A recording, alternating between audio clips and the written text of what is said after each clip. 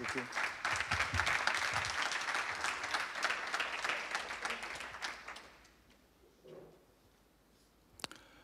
J'ai la lourde mission de vous partager l'intention de Dieu par rapport à notre Église. Vous savez que chaque Église est une semence qui a un corps, une expression qui correspond à l'intention de Dieu. Quand Jésus parle de l'Église, il dit « Je bâtirai mon Église », mais juste avant, il dit « Pierre, donc tu es Pierre, et sur cette pierre, je bâtirai mon Église ». Il faut une révélation particulière, une connaissance de ce que Dieu veut faire au travers d'une Église pour qu'elle soit Église. Et il y a quelques années, le Seigneur m'a ramené au cœur de ce qu'il a dit à l'Église. Clé. Et du coup, je commence, la slide peut arriver, sur la clé dans les anciens temps. Qu'est-ce que la clé?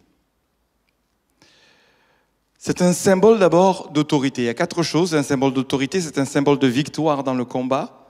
C'est une protection et une identité commune, et c'est aussi une ouverture et un échange avec le monde extérieur.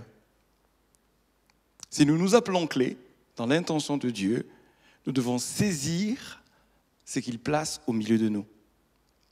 En fait, la clé dans les anciens temps était un instrument lourd qu'un homme portait sur l'épaule, ou ici, là, sur la ceinture, et ça servait à faire sauter les verrous d'une ville.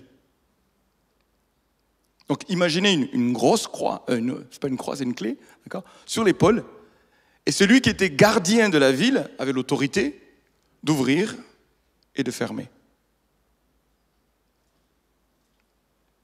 En fait, c'était un moyen de dire, pour avoir accès à la ville royale, pensez à Jérusalem, par exemple, qui est une ville où il y avait un roi, eh bien, il fallait avoir une autorisation, et puis quelqu'un qui t'ouvre la porte pour que tu rentres.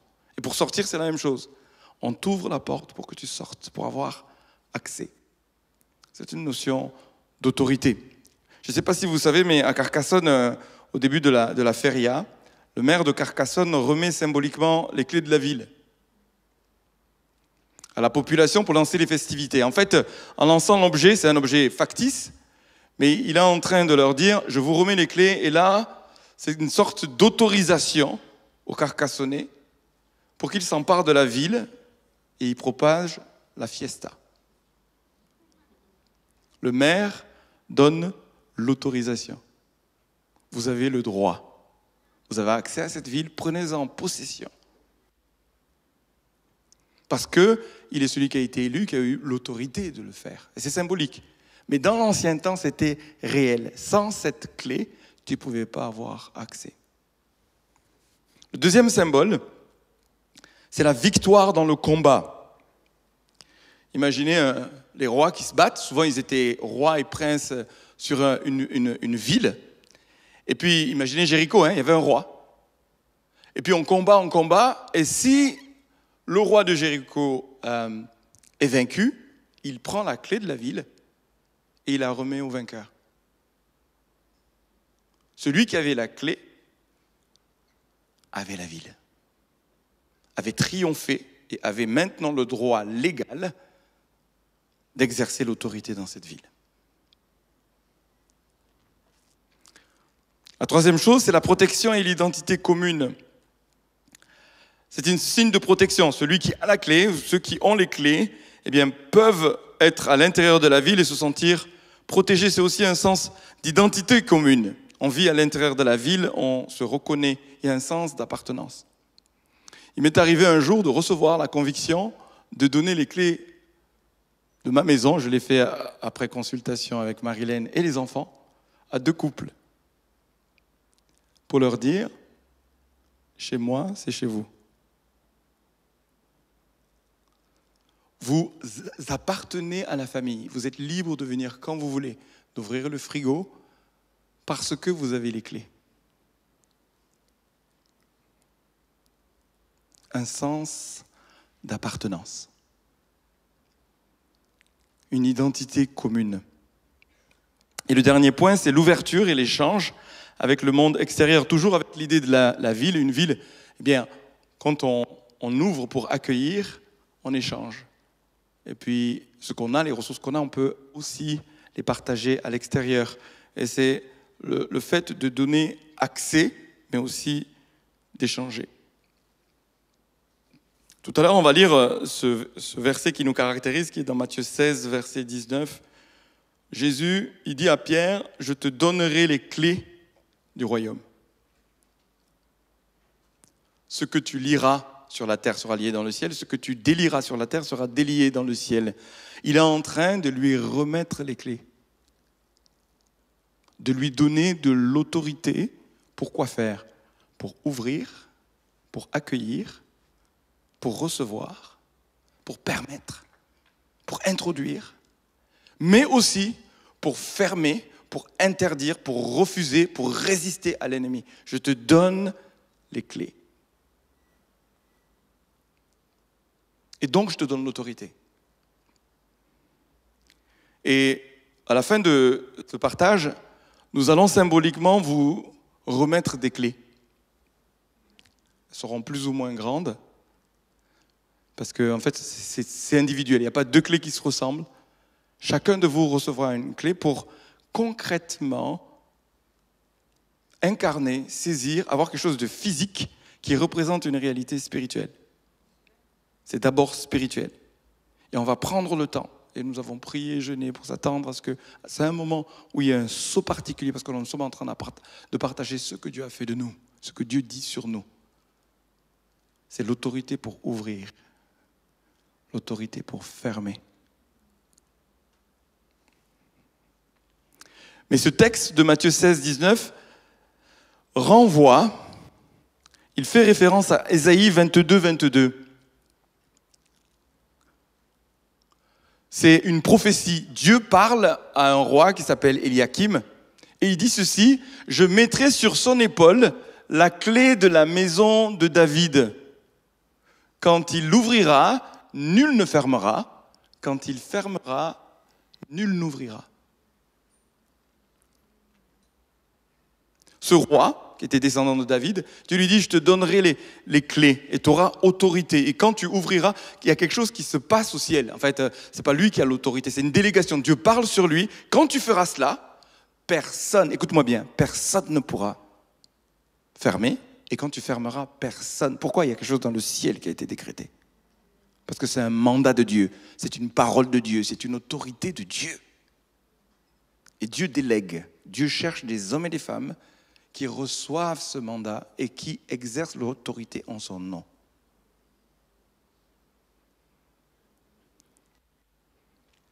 Et Jésus dit ceci dans Apocalypse 3,7, il dit « Voici ce que dit le Saint, le véritable, celui qui a la clé de David. » Encore une fois, la clé de David. Je ne peux pas rentrer trop dans les détails ici, mais il s'agit principalement ici de la louange. David était un louangeur, un adorateur. Et quand on sait adorer, ça fait partie des clés. Vous avez remarqué, je te donnerai les clés. Ce n'est pas une clé, c'est des clés. C'est des mystères. Les choses du royaume, c'est des mystères que l'homme naturel ne capte pas, mais qui se reçoivent par révélation. Et c'est une révélation que tu reçois quand tu comprends ce que c'est que l'adoration. C'est une clé qui ouvre, qui te permet d'exercer une autorité dans l'esprit, qui fait que les démons sont liés, sont rendus, mais vraiment sans force, sans pouvoir. Mais ça te donne aussi l'autorité d'ouvrir, de donner accès.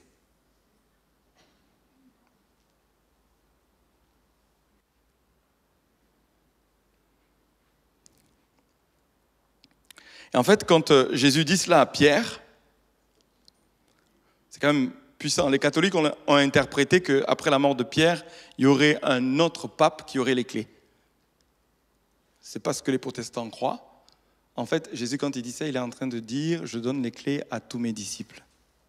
On retrouve dans Matthieu 18, 18, la même chose. Ce que vous lirez sur la terre sera lié dans le ciel, ce que vous délierez sur la terre sera délié. Et c'est au pluriel. Cette autorité-là, des clés, est donnée à l'ensemble des disciples qui croient en Jésus. Et en particulier notre Église, dans sa vocation. Et Pierre, dans son rôle de portier, il va ouvrir à la Pentecôte la porte à 3000 personnes. C'est ça qu'il fait en fait. Hein. Je te donne les clés pour donner accès au royaume de Dieu à des gens qui ne le connaissent pas. Et puis, on est dans Acte 2 et dans Acte 10, il fait la même chose, sauf qu'il ne voulait pas.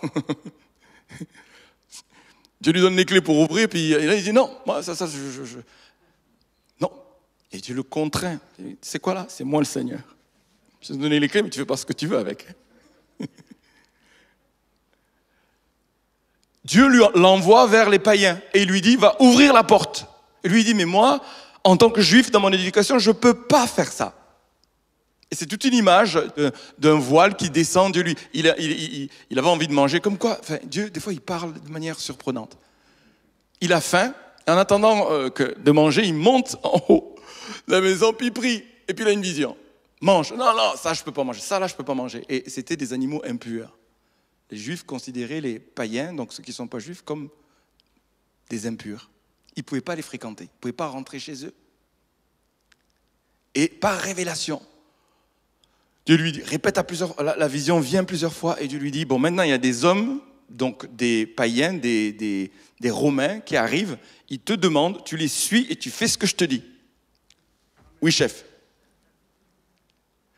Ils arrivent, il suit, il s'en va, et il dit, à un moment donné, il arrive à la conclusion, je comprends que Dieu veut ouvrir la porte à ceux qui ne sont pas juifs pour connaître le salut.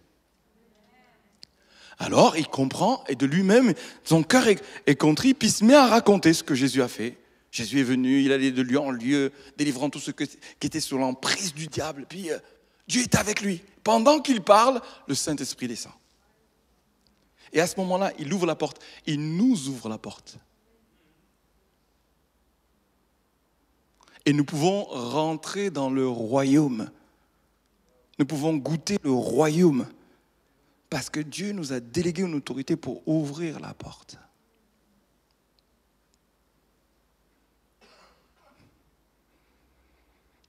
Quelque temps après, on est dans Acte 15, ils sont en train de débattre. Qu'est-ce qu'on fait avec les païens? Quand même, c'est compliqué cette affaire. Tout le monde n'avait pas eu la révélation de Pierre. Et Pierre, il défend cela. Il dit, Dieu s'est révélé à moi et il m'a dépassé. Le Saint-Esprit est tombé, ils se sont mis à parler en langue et j'ai été obligé de les baptiser pour qu'ils soient conformes. Ils ont le certificat, ils sont rentrés dans le royaume. Je m'incline, c'est lui le Seigneur. Vous voyez? Il maintient la porte ouverte. Parce qu'à ce moment-là, ils étaient tentés de la fermer. Ils disent non, on va la maintenir ouverte. Dieu m'a donné les clés, je l'utilise, puis je garde la porte ouverte. Et vous savez ce que je suis en train de vous dire? Nous avons la responsabilité d'ouvrir la porte pour ceux qui ne connaissent pas Jésus. C'est notre responsabilité. C'est une délégation d'autorité. Ésaïe 22, je te donnerai les clés, d'accord? Ça sera sur ton épaule. Et quand tu ouvres, personne ne peut fermer. Quand nous rentrons, nous vivons l'intention de Dieu sur nos vies personnelles, nos familles, comme en tant qu'Église. Mais il est en train de nous dire, je suis avec vous. Tout ce que vous faites en délégation de mon autorité, en obéissance à ce que moi je vous montre. Et quand vous l'exercez, le ciel s'ouvre pour vous. Et d'autres vont connaître. Et il y a 4 axes d'incarnation de cette vision et qui concernent notre appel, mais profondément, notre appel. Jésus reprend l'autorité quand il vient. Vous savez que quand il est tenté dans le désert, le diable ose lui dire, écoute, prosterne-toi devant toi et moi je te donnerai autorité sur toutes les nations. Il y a du toupet quand même. Hein. Pourquoi? Parce qu'on m'a remis l'autorité. Et si tu te soumets à moi, je te remets l'autorité. Il ne se soumet pas. Et quand il meurt à la croix, la Bible nous dit qu'il a dépouillé les autorités et les dominations. Il les a livrées publiquement en spectacle. À ce moment-là, il a repris les clés. D'accord? Il a repris les clés légalement. Un humain a réussi à obéir à Dieu, à aller jusqu'au bout de la mission. Et à cause de cela, il reprend les clés, il reprend une pleine autorité. Il dit, tout pouvoir m'a été donné dans le ciel comme sur la terre. Maintenant, je vous remets les clés. Ce n'est pas moi qui vais le faire, c'est vous. Imaginez, toute l'autorité, il nous la remet. Toute l'autorité, il nous la remet. Maintenant, c'est à vous de le faire. Il a fait pour un roi qui s'appelle Eliakim, il a fait pour David, Il a fait pour Pierre, mais il a fait pour chacun de nous. C'est à toi de le faire. C'est à toi d'ouvrir. Mais aussi, c'est à toi de fermer. C'est deux choses.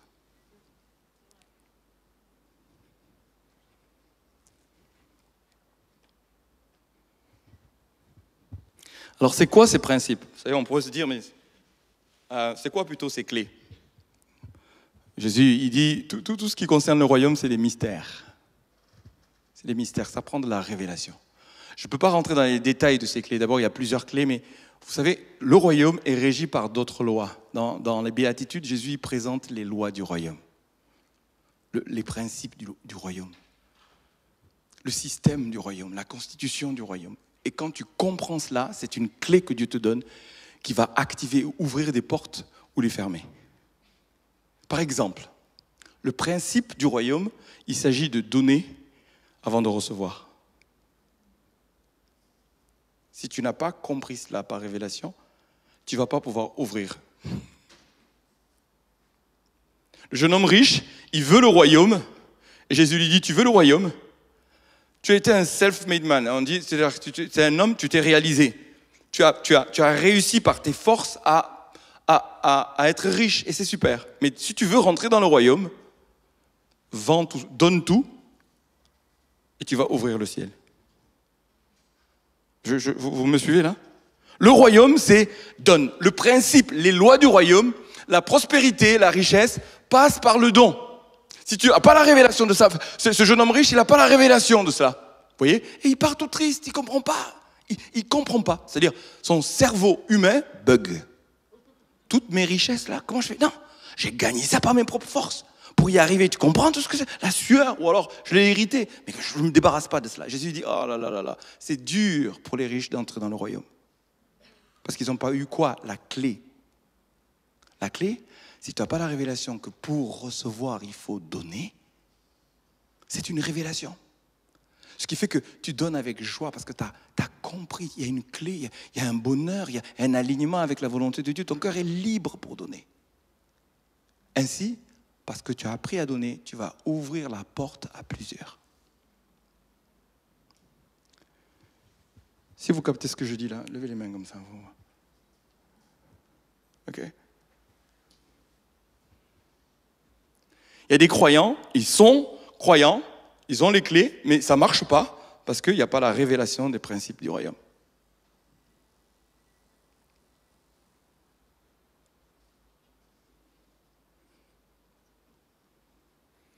Et donc, ça ne marche pas pour moi. J'ai pris, j'ai fait ceci. Non, les clés, ça prend une révélation. Jésus dit, à eux c'est caché, c'est en parabole, mais pour vous là, il vous a été donné de connaître. D'ailleurs, la Bible parle de la clé de la connaissance. La révélation, c'est une clé. On parle de vision.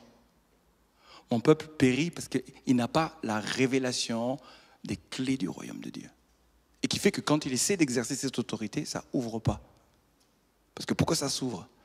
Il faut non seulement la révélation, mais l'activation de ces principes. Je ne peux pas rentrer dans tous ces détails. On aura l'occasion d'y revenir quand le Seigneur le permettra. Mais maintenant, ça va très loin. Je finis juste avec ça. Après, je rentre dans le cœur des 4 axes pour notre Église. Mais imaginez dans Jean 20, 23, Jésus dit « Ceux à qui vous pardonnerez les péchés, ils leur seront pardonnés, et ceux à qui vous les retiendrez, ils leur seront retenus. » Vous imaginez l'autorité qu'il nous laisse?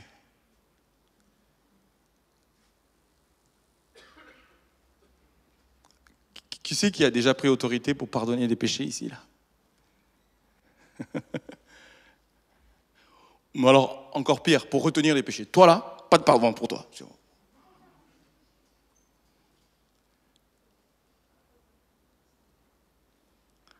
Et il dit, sur ta parole, c'est fait dans le ciel. Dieu se lie à ceux qui sont ses disciples et qui ont capté cette vision, qui prennent les clés. Il dit, oui, tu es au ciel et tu nous délègues cette autorité. Comme au départ, comme Dieu a créé Adam et Ève, il dit, écoutez, soyez féconds, multipliez, dominez. Il donne de l'autorité. La terre est à l'homme qu'il a créé à son image. L'autorité nous revient. Nous devons l'exercer. Nous devons. C'est un devoir. C'est une pleine responsabilité. Alors les 4 axes, c'est communier, c'est équiper, c'est propulser et c'est atteindre. La clé sert à la communion. Elle nous sert ici dans notre église à équiper les croyants, concrètement, et puis à les propulser, puis à atteindre ce monde. Alors pour parler de la communion, je vais aller sur le Cantique des Cantiques. Et ce texte m'a bouleversé quand je l'ai réétudié. Il m'a bouleversé parce qu'il parle de nous vraiment. Il nous faut trouver l'intimité avec Dieu. Il nous faut connaître Dieu. C'est une clé qui ouvre la porte de la présence de Dieu. La première des clés, c'est de le connaître. Et d'avoir une relation amoureuse avec lui. Le Cantique des Cantiques est le livre qui symbolise la relation entre un fiancé, sa fiancée, mais c'est un livre qui est chaud. Il ne faut pas être pudique pour lire le Cantique des Cantiques. Ça représente l'amour passionné que Dieu, que Jésus a avec son épouse. Et puis c'est ce type de relation qu'il veut maintenir avec nous. Et il veut nous donner la révélation et l'expérience d'une intimité telle que nos entrailles sont bouleversées. Qu'une passion, un feu, vous savez, quand Jésus dans l'Apocalypse il dit « Tu as perdu le feu du premier amour, je ne veux pas juste que tu sois amoureux, mais que tu sois enflammé pour moi. » Et une église enflammée ainsi, une église qui a révélation de cela et qui le vit vraiment, a l'autorité pour ouvrir. Alléluia. Lisons le cantique ici, il dit « J'étais endormi » et ça c'est la Sunamite qui parle, « mais mon cœur veillait. C'était la voix de mon bien-aimé qui frappe. Ouvre-moi, ma sœur. Mon ami, ma colombe, ma parfaite, car ma tête est couverte de rosée, mes boucles sont pleines de gouttes de la nuit. J'ai ôté ma tunique, comment la remettrai-je ? J'ai lavé mes pieds, comment les salirai-je ? Mon bien-aimé a passé la main par la fenêtre et mes entrailles se sont émues pour lui. Je me suis levé pour ouvrir à mon bien-aimé et de mes mains a dégoûté la myrrhe. De mes doigts, la myrrhe répandue sur la poignée du verrou.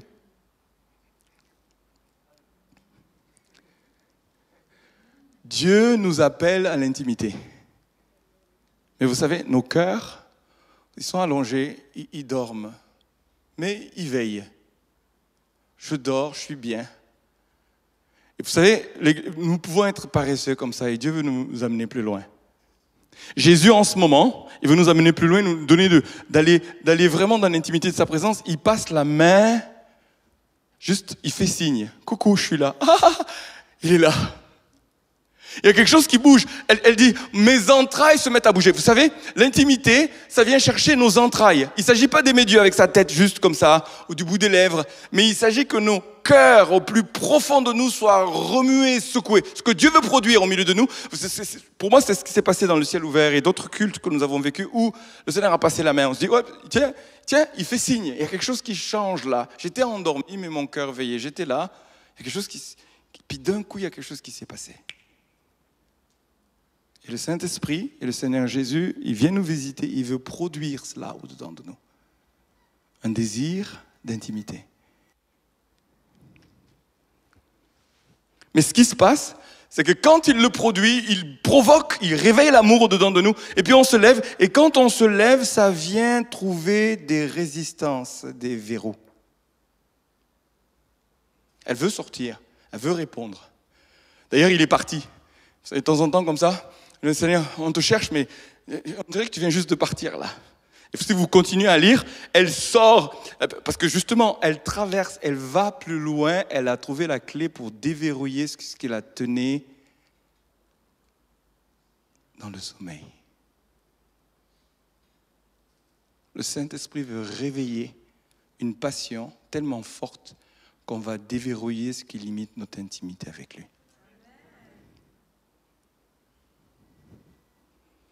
Chacun de nous, nous avons des verrous qui limitent cette intimité. Chacun de nous doit avoir révélation de ces verrous. Elle se lève. Vous savez, la myrrhe, c'est la marque de ceux qui sont consacrés, mis à part pour l'intimité, pour le bien-aimé. Et cette onction, cette huile vient sur nous, mais ça vient rencontrer nos verrous. Et la clé, si on la trouve Lorsque dans nos vies d'intimité, on permet au Saint-Esprit de venir déverrouiller, guérir, libérer, ce qui nous empêche de rentrer dans une plus grande intimité avec lui.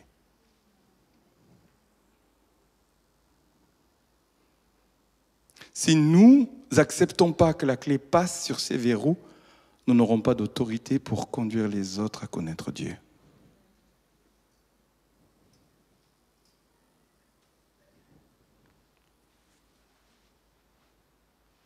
La crainte est un verrou. La peur, c'est un verrou profond. La culpabilité est un verrou. La honte est un verrou. Les échecs sont des verrous.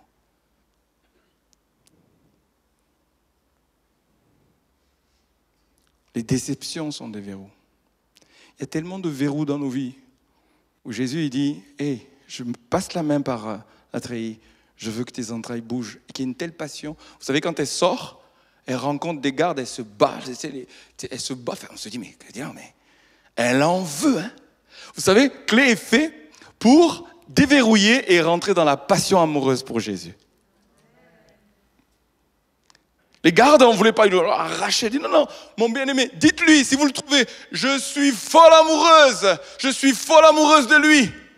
Mes entrailles ont bougé, je veux être avec lui. Elle court. Et en fait, ça prend des passionnés de l'intimité, de la présence de Dieu, qui ont déverrouillé des choses et puis qui vont avoir la légitimité, l'autorité pour déverrouiller vers l'intimité d'autres.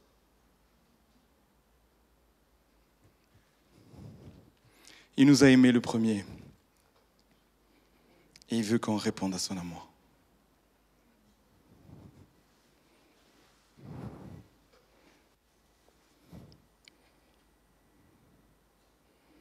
La réponse à l'amour de Jésus, elle est toujours créative et inspirée.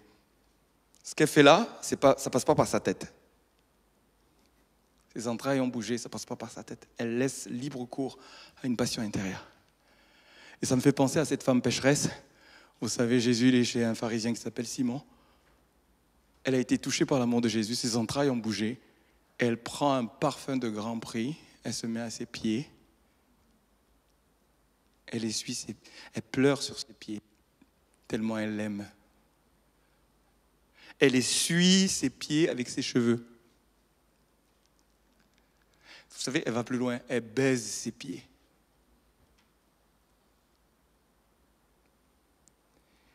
Je me dis, quand même, Jésus, pour supporter ça doit être quelque chose quand même.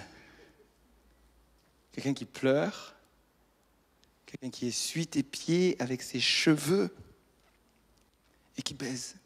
Et puis elle est là, amoureuse de Jésus. Pas un mot, je t'aime tellement, je viens te servir. Je te reconnais comme Dieu, comme bien-aimé. C'est une passion, ça coûte.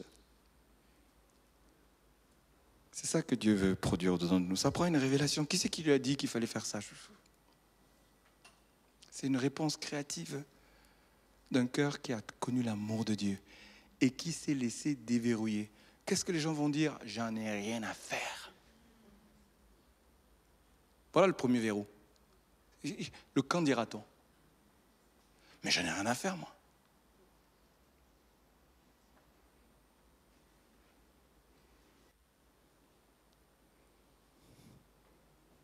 Il y avait des religieux qui étaient là.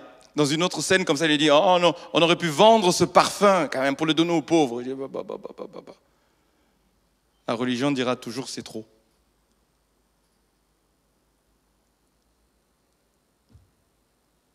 Mais on va déverrouiller le c'est trop. Est-ce que Jésus est digne du trop? Il a dit non, laissez-la faire. Parce que lui, c'est quand même, les pauvres, c'était quelque chose. Jésus, c'était important pour lui, les pauvres. Il dit, mais vous avez plein de pauvres. Là, ce qu'elle a fait là, je le prends, c'est bon ça c'est bon ça. Il le prend, il accepte. Vous ne mourrez pas toujours. Vous savez, Jésus, il cherche des amoureux. Et une église, la vocation de notre église, c'est d'être amoureuse.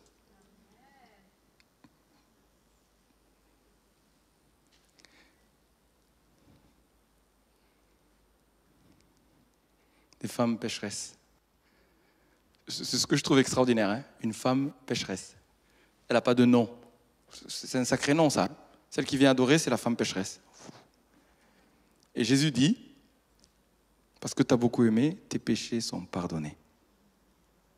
C'est pas extraordinaire, ça? elle a ouvert quelque chose. Vous savez, quand on est dans l'intimité, il y a une puissance de purification. Une pleine autorité pour ouvrir. Et ça nous parle de quoi? De grâce. Ça nous parle de Dieu nous pardonne. Mais quand on est dans l'intimité, Dieu pardonne. On ouvre la porte à ceux qui souffrent dans la culpabilité de leur péché. L'intimité avec Jésus renvoie toujours au pardon. Nous avons besoin de pardon, mais ce monde a besoin de pardon. Si nous adorons vraiment, c'est ça qui se produit. Jésus se révèle comme celui qui pardonne. Et nous ouvrons la porte à ceux qui ont besoin de pardon.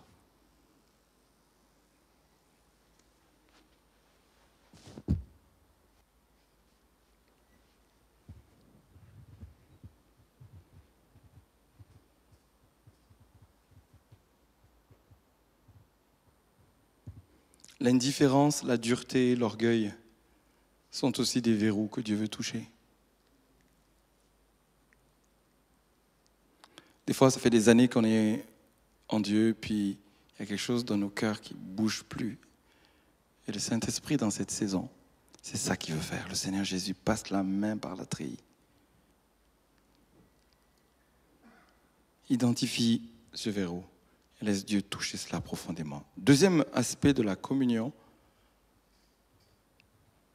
c'est l'ouverture de cœur dans la relation.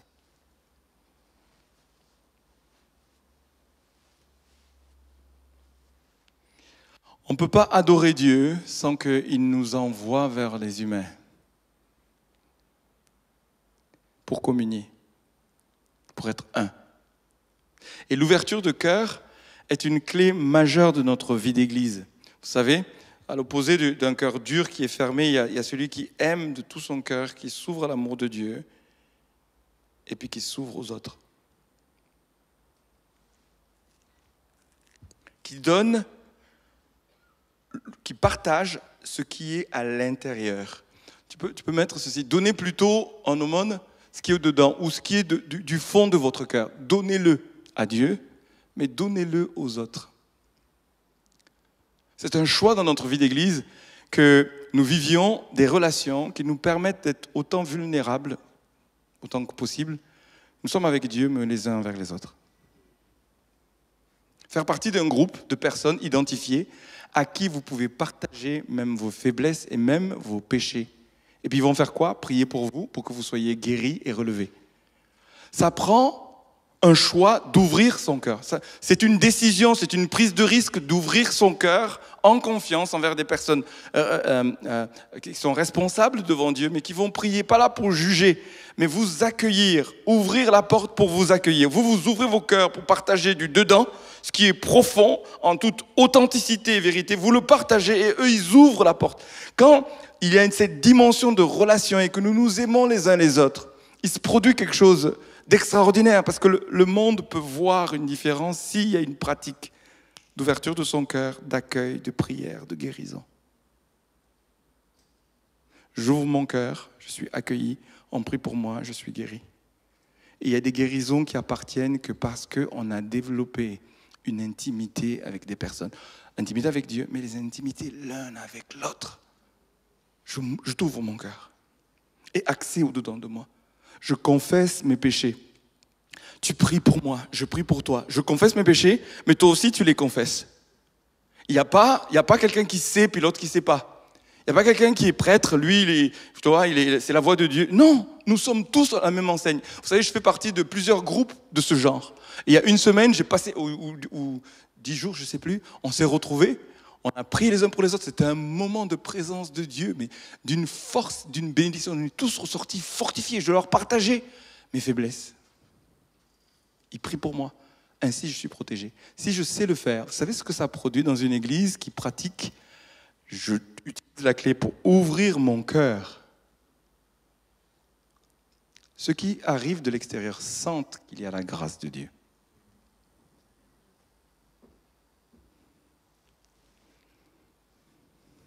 Je suis en sécurité pour pouvoir partager mon cœur. C'est très, très important. C'est essentiel parce que le monde a besoin d'être dans un lieu où nous pratiquons régulièrement. Ce n'est pas parce que nous sommes au Seigneur que nous n'aurons pas des choses à partager, de nos faiblesses. Mais trouver des frères et des sœurs qui te soutiennent, qui sont derrière toi, fait qu'il y a une culture d'accueil. Quelqu'un qui arrive avec son péché ne va pas être jugé. En tout cas, il le sera beaucoup moins pour celui qui pratique régulièrement la confession de ses péchés.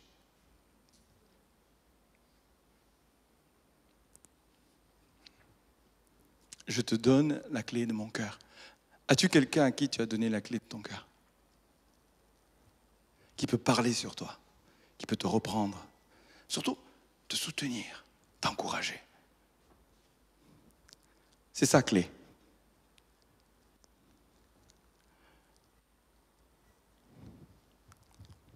La communion, l'ouverture de nos cœurs dans la relation. Vous savez, dans ce monde superficiel, nous voulons apprendre à ouvrir nos cœurs pour partager les choses intérieures et rechercher vraiment une qualité fraternelle.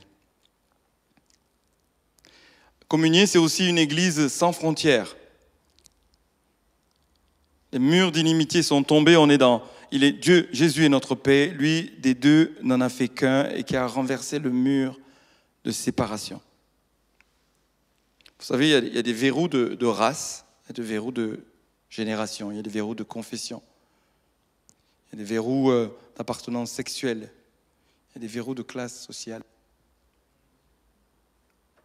Clé est une église qui a choisi de déverrouiller ce qui fait qu'il y a un mur de séparation entre nous. Je suis fier d'être un pasteur noir au sud de Montpellier, d'une église majoritairement blanche.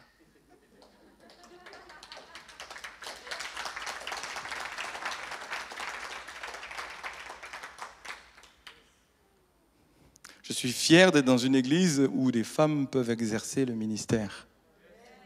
Pourquoi? Parce qu'on a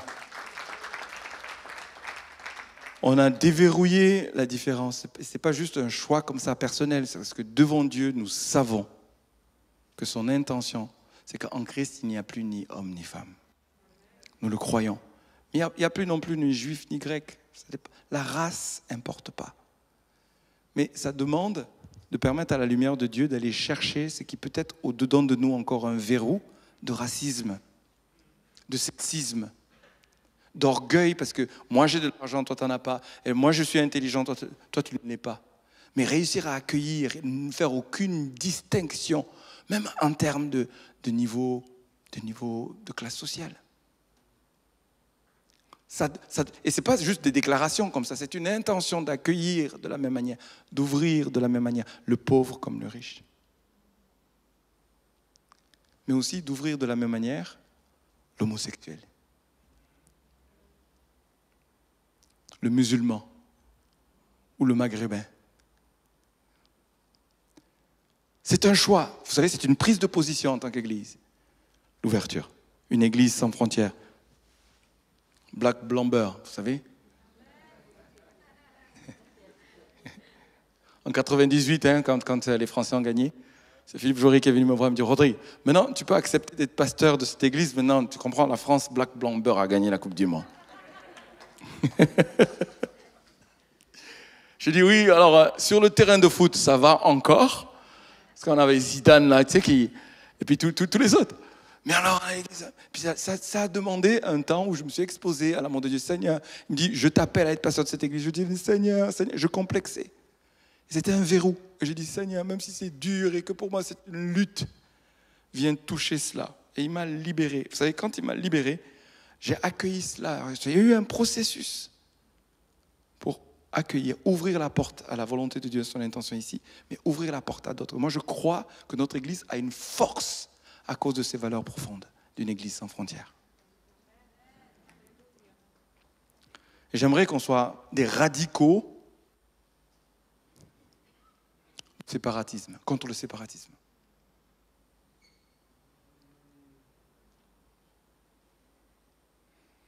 Des radicaux.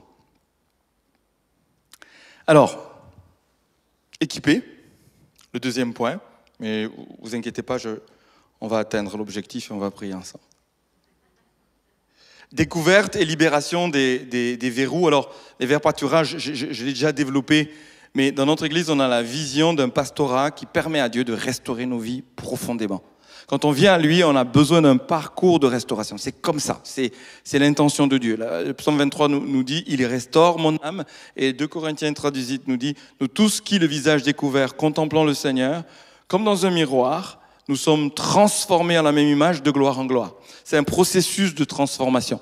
Et du coup, verrou identifié, accompagnement personnel avec des frères et des sœurs, il y a une équipe pastorale pour être équipé, être restauré, pour être apte à accomplir la mission que Dieu nous confie. Ça prend toujours de la restauration. C'est pourquoi nous croyons dans notre Église à l'importance d'être accompagné sainement.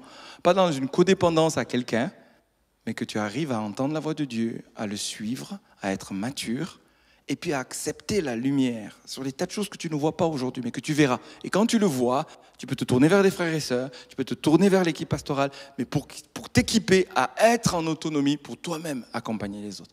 Je disais aux ados hier, j'ai eu le privilège de prêcher chez les ados hier soir. Est-ce qu'il y en a des ados qui étaient là? Les ados d'hier, il y en a? Ouais. Ah, ils sont par là-bas. Eh bien, je leur ai partagé exactement la même chose. Hein? J'ai pris le film Matrix comme exemple. Au hasard. Parce que vous savez qu'il y a un Matrix 4 qui sort là en décembre, là, vous savez. Mais en fait, dans ce film, il y a une métaphore très forte du Saint-Esprit qui cherche l'élu que tu es. Et quand il t'a trouvé, qu'il te propose la pilule bleue ou la pilule rouge, qui c'est qui a pris la pilule rouge là, on bascule là, tu sais. Eh bien, après ce basculement, il y a toute une période de formation avant qu'il puisse être équipé. Ben, c'est ça exactement qu'on considère très important d'être accompagné pour être apte à accomplir la mission que Dieu nous confie. Et puis, dans l'équipement, il y a aussi le fait d'ouvrir l'œuvre du ministère. Vous savez, nous sommes ici, les ministères de l'Église, pour le perfectionnement des saints en vue de l'œuvre du ministère. Nous sommes dans Éphésiens 2,12. Et l'idée, c'est que nous sommes des entraîneurs, des accompagnants, on peut dire des formateurs, des dirigeants, mais le but, c'est d'équiper les croyants pour que ce soit eux qui fassent le ministère. En fait, que vous puissiez être pasteur, pour que vous puissiez être évangéliste. Vous savez, donc un évangéliste équipe les croyants pour que eux fassent l'œuvre. Ça vous revient. En fait, c'est ce qu'on appelle le sacerdoce universel et on y croit profondément. Il n'y a pas un pasteur, il y a une équipe pastorale, mais c'est pas eux qui font le travail, ils sont des entraîneurs pour que vous fassiez le travail. En fait, que vous soyez pleinement associés au mandat, à la mission que Dieu donne. Donc, c'est une ouverture. Vous savez, il y a eu un temps dans l'histoire de l'Église où c'était confisqué. Le ministère, ce qui était comme le clergé, c'était confisqué. C'était vraiment une élite.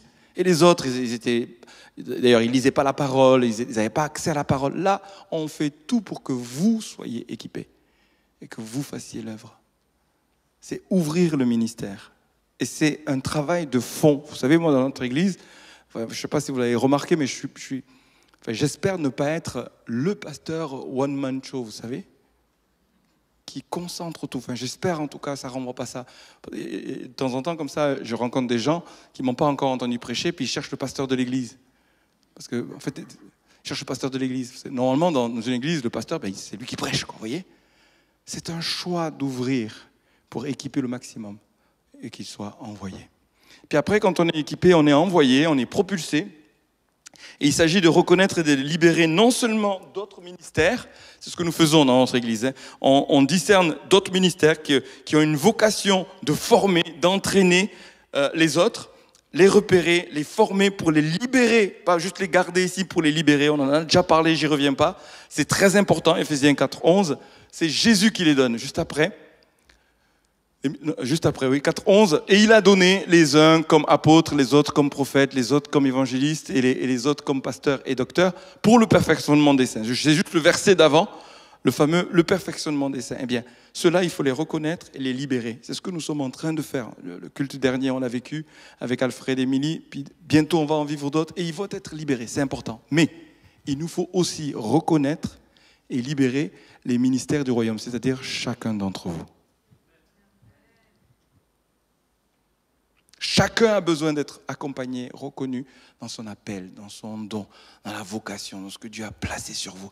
C'est notre part que vous soyez équipés dans le domaine dans lequel Dieu vous a appelé. Vous pouvez être appelé à exercer un ministère, à servir Dieu, à répondre à un appel de Dieu, mais sans être sur une estrade en train de prêcher, sans être pasteur, prophète, docteur. Vous pouvez être appelé à faire une grande différence dans le social à l'extérieur.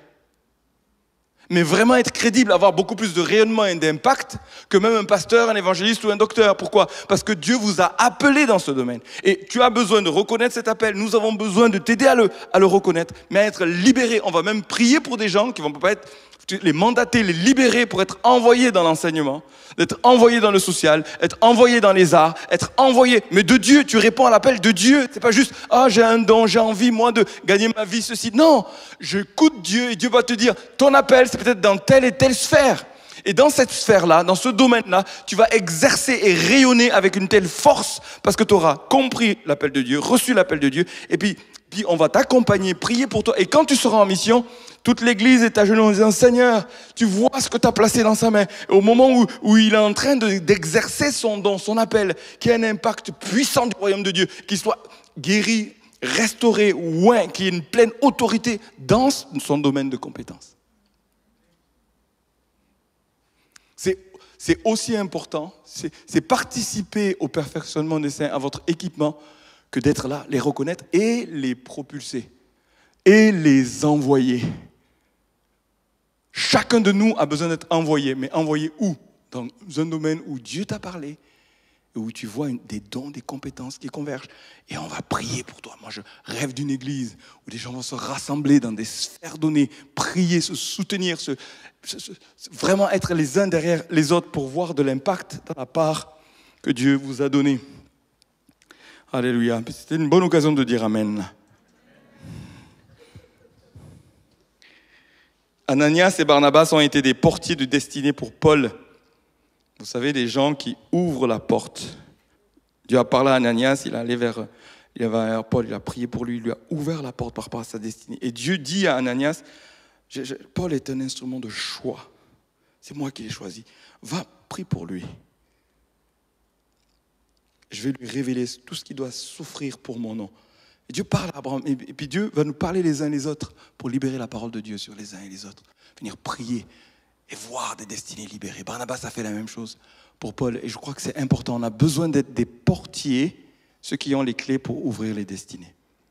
Dernier point, c'est atteindre évidemment tout ceci. L'équipement, le fait d'être propulsé a pour but d'exercer pleinement l'autorité spirituelle, d'atteindre ceux qui ne connaissent pas, ceux qui sont dans les ténèbres, ceux qui sont dans la mort, bibliquement parlant. D'être équipé, de connaître l'intimité avec Dieu, d'être équipé, d'être propulsé pour qu'il y ait de l'impact là où Dieu nous a placés. Notre focus, notre mission, c'est d'obéir à ce que Jésus dit quand il dit « Allez, faites de toutes les nations des disciples », c'est-à-dire ceux qui ne connaissent pas puissent être atteints. L'autorité spirituelle qu'il nous donne, c'est pour atteindre. Je te donnerai les clés du royaume. Ce que tu liras sur la terre sera lié dans les cieux. Et nous savons que pour notre ville, pour qu'il y ait de l'impact, spirituellement, il faut exercer cette autorité. Et c'est Jésus qui dit, un homme ne peut pas prendre une ville ou une maison s'il ne lie pas d'abord l'homme fort. Après quoi, il va pouvoir dépouiller ses biens ou libérer les personnes qui sont sous sa domination. Pour pouvoir les libérer, il y a une part de prière, d'intercession qui doit monter et demeurer dans notre Église. On lit, on délie, mais c'est spirituellement et c'est devant Dieu. On lit, on prend autorité. Et vous savez, si vous ne savez pas ce que c'est le combat spirituel, venez aux réunions de prière, venez au ciel ouvert, venez à ces rencontres où régulièrement Dieu nous conduit à prendre autorité et à maintenir cette autorité. Je garde la porte ouverte. Je te lis, toi homme fort, je te rends sans force, sans pouvoir, pour que spirituellement, quand après les uns et les autres sont envoyés, il y ait de l'impact. Pourquoi ? Parce qu'on a aussi exercé et interdit à l'ennemi. Concrètement, c'est interdire à l'ennemi pour pleinement permettre à ce que les témoins puissent avoir de l'impact. Et enfin, ici, c'est ouvrir la porte de l'évangile. Et on lit dans 1 Corinthiens 16, 9, « Car une porte grande et d'un accès efficace m'est ouverte. et les adversaires sont nombreux. Il s'agit d'ouvrir la porte de l'Évangile à des individus, des quartiers, des villes et notre ville. Notre vocation, c'est de partager l'Évangile et de voir des groupes, de voir des sphères être envahies par des personnes que Dieu envoie. Une saturation. Et moi, je vois des villes, des quartiers s'ouvrir parce que nous sommes en train de rentrer dans la vocation que Dieu fait de nous. De l'intimité avec lui, l'intimité les uns avec les autres, l'équipement, le fait de propulser, d'envoyer, et puis de voir un impact puissant dans notre ville. Et là où Dieu nous a placés. Alléluia. Je vais demander à Nicolas et César si vous pouvez amener le support et demander au groupe de louanges de revenir et de jouer tranquillement. Je peux juste même mettre Daniel. Mais je voudrais finir ce culte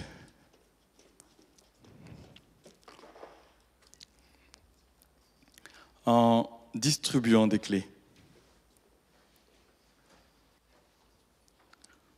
Jésus a dit, je te donne les clés du royaume et on va le faire symboliquement. C'est une clé pour certains où ça va renvoyer à de l'intimité, à des verrous personnels. Ça peut être une clé qui va renvoyer à des relations. Tu dois donner les clés symboliquement à quelqu'un pour dire « je me rends vulnérable, je t'ouvre mon cœur, je veux grandir dans une réelle exposition, authenticité de relation ».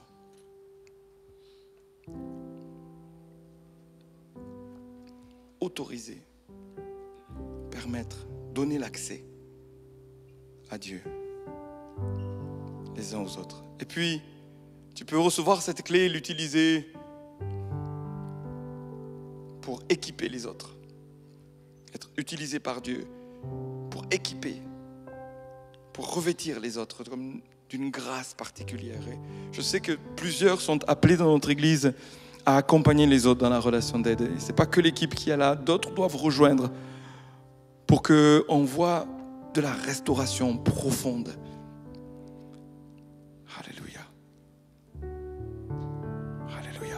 Certains vont avoir cette clé, ils vont ouvrir leur maison ou le territoire où Dieu vous a placé. Ce n'est pas juste j'ouvre ma maison comme ceci. J'ai conscience de l'enjeu spirituel que d'ouvrir ma maison et que ce soit un lieu où les anges de Dieu montent et descendent. Où il y a une puissance de Dieu pour ceux qui vont y participer. C'est peut-être des croyants comme des non-croyants. Exercez l'autorité en ouvrant au nom de Jésus. Exercez l'autorité en donnant accès à vos cœurs, à vos maisons.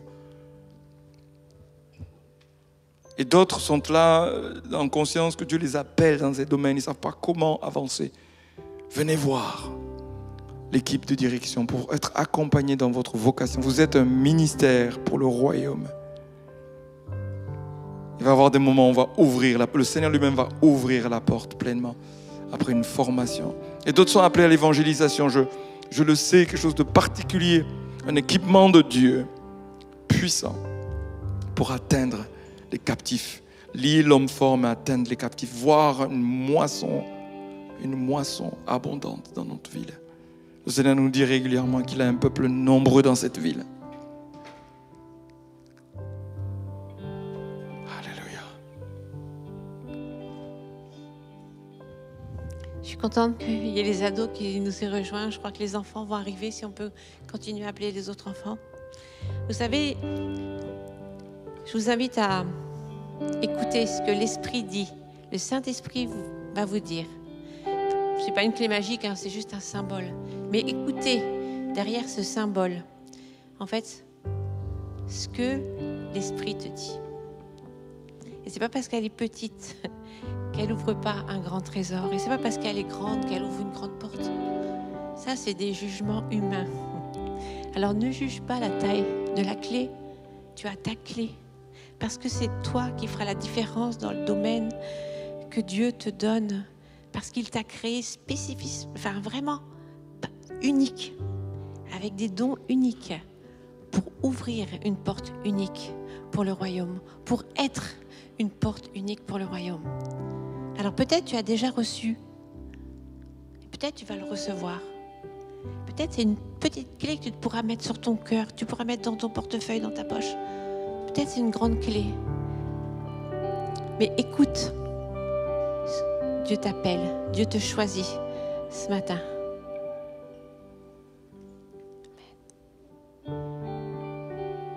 Disons, dis-lui, me voici. Me voici. Je crois qu'il y a des enfants qui vont ouvrir des portes, être des portes de salut pour leurs copains, pour des familles. Les ados, vous allez être des portes pour tous ceux qui ne voient pas plus loin que le tunnel qui est noir. Vous allez être des chemins, des lumières, des portes qui montrent Jésus.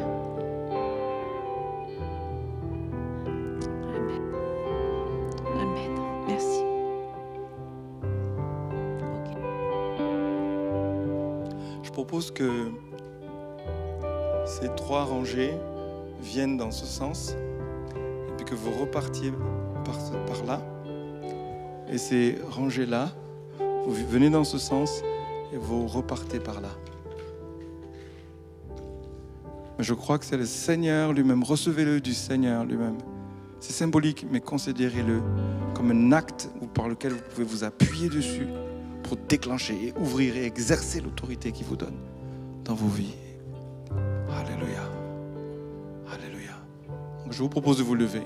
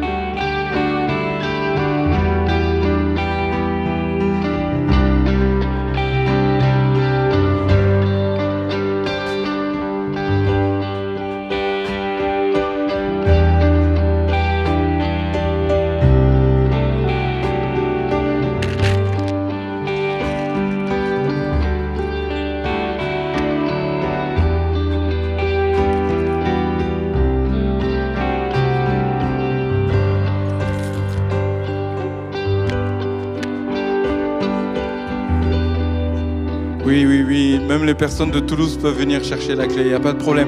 J'espère que personne ne s'est senti en dehors de ce moment. Si vous n'avez pas votre clé, venez la chercher. Puis on va finir par la prière. On va vraiment activer ces clés. Alléluia. Je vous invite à vous lever et puis soyez dans la foi.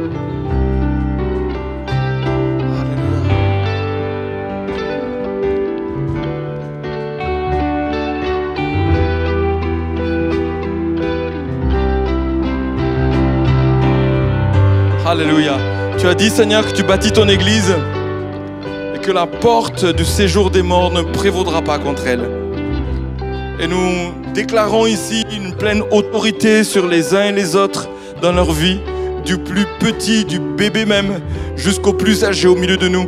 Une pleine autorité, une pleine onction pour activer et ouvrir en ton nom. Nous déclarons, Seigneur, que toute arme forgée contre eux est sans effet. Nous déclarons que leurs vies sont protégées, que rien ne pourra leur nuire et qu'ils marcheront sur la puissance de l'ennemi. Nous croyons, Seigneur, qu'il y a une autorité de guérison, de restauration qui vient. Seigneur, parce que nous accueillons ce que tu dis sur nous. Nous accueillons cette grâce qui vient d'en haut et nous l'activons maintenant au nom de Jésus. Seigneur, pour être propulsé, chacun dans sa part, chacun, Seigneur, dans là où tu l'as placé, je prie qu'il y ait des activations, comme si là où ils sont d'un coup, Seigneur, alléluia, il y a la révélation, il y a la conscience, il y a l'autorité qui est activée. Et à cause de cela, je crois que l'ennemi tremble. Il tremble. Merci pour tous ceux qui saisissent aujourd'hui, alléluia, dans leur vie, dans leur maison, dans leur foyer, là où tu les as placés, géographiquement. Nous disons dans la foi que tout lieu que foule la plante de leurs pieds, tu leur donnes. Là où tu les as placés, dans leur quartier, tu leur donnes une pleine autorité. Tu fais d'eux un haut lieu spirituel. Seigneur, vu et discerné de loin au nom de Jésus. C'est toi qui attires vers eux, c'est toi qui appelles au travers d'eux au nom de Jésus. Que leur parole, Seigneur, soit forte. Que leur parole soit forte, soit comme la parole dans ta bouche qui amène la lumière là où tu les as placés. Au nom de Jésus. Je prie, Seigneur, pour l'onction sur leurs mains. Je prie sur l'onction sur leurs mains alors qu'ils prient pour les malades, alors qu'ils prient en ton nom. Je vois la guérison au nom de Jésus-Christ. Je vois la délivrance, même les démons qui fuient au nom de Jésus. Merci, Seigneur, pour ce moment d'activation fort pour confronter l'ennemi et occuper l'espace que tu leur donnes. Être pleinement des gouverneurs de ceux qui sont positionnés, qui ont la clé pour ouvrir et ainsi accueillir dans le royaume de Dieu. Alléluia, alléluia. Une onction qui vient. Recevez, recevez maintenant, recevez au nom de Jésus-Christ. Alléluia.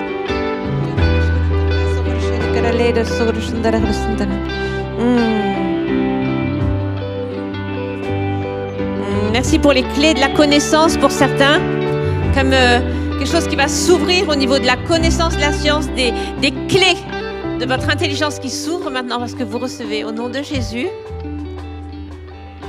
Oh, je crois qu'il y en a qui vont s'introduire aussi dans des sphères qui étaient jusqu'à aujourd'hui fermées, que pour une certain type de personnes, mais parce que l'onction du Seigneur est sur vous. Vous portez son nom, il vous introduit et vous rentrez dans des nouvelles sphères d'implication, de travail. Oh, recevez. Il y en a qui ont des coffres forts, c'est des clés de coffres forts. Oh, des clés au niveau de la loi aussi. Oh, des clés au niveau de la loi. Ouais. Oh, il y a beaucoup de clés de compassion aussi, comme la compassion qui ouvre. Oh, recevez. Recevez. L'onction du Seigneur est sur nous car il nous a oints. Oh, il annonce une année de grâce. Oh, de délivrance. Oh, le royaume est là. Le royaume vient. Merci.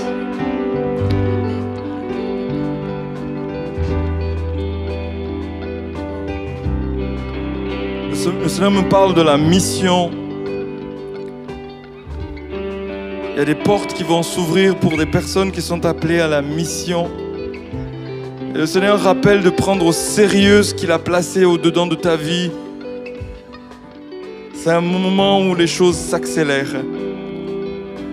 Les temps de mise à part, de recherche de la pensée de Dieu, de nos discernements, du timing. Mais il y a des personnes qui sont appelées, c'est même un appel qui date. Mais le Seigneur le réactive maintenant et te demande de te préparer, d'être à l'écoute pour être envoyé. Il y a une autorité, il y a une clé sur ta vie pour ouvrir et que personne ne pourra fermer. C'est une grâce que le Seigneur dépose sur toi. Et je crois que plusieurs sont concernés ici. Plusieurs sont concernés. Alléluia. Est-ce que quelqu'un est concerné par ça, qu'on prie? Parce que je crois qu'il y a quelque chose de particulier ici sur l'appel à la mission. Oui. Je vois une main là. Est-ce qu'il y en a? Oui, une main ici. Alléluia. Alléluia. Alléluia. Seigneur, nous bénissons nos sœurs ici comme des prémices de ce qui vient, parce que je crois que tu dis en aussi grand nombre que le Seigneur les appelle, mais jusqu'aussi aux extrémités de la terre. Et merci pour la formation, pour l'onction, pour l'autorité, le manteau qui vient ici. Et nous les bénissons comme une semence de ce nouveau temps, cette nouvelle saison dans laquelle nous rentrons, au nom de Jésus-Christ. Amen.